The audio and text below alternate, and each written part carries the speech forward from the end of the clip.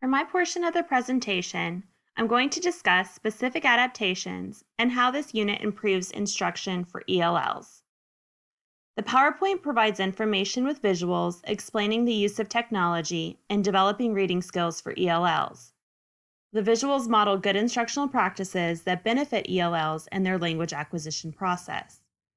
Modeling the activity for ELLs ensures that the learners are able to create and access activities that are beneficial to their second language acquisition. Providing ELLs with another mode of language practice via technology allows them more access to tools that aid in their language acquisition. Creating activities and sharing them with fellow language learning classmates allows for peer-on-peer support. Gibbons states, if we're trying to use a language that we don't know very well, it's usually easier to talk to people we know well and with whom we are at ease than to converse more formally with a stranger.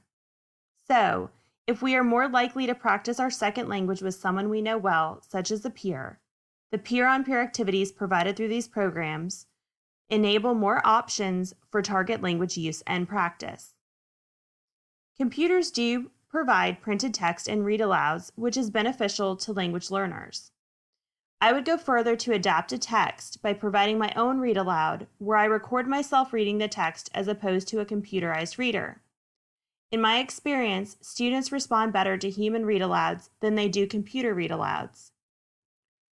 Adapting this unit to better serve our ELLs, I would provide more explanation and even practice with Wonderopolis. The information in the videos may be challenging for a beginning ELL, so I would provide clips in chunks of the videos with stops and starts to ensure comprehension. This would be a whole class assignment as we navigated through the lesson together.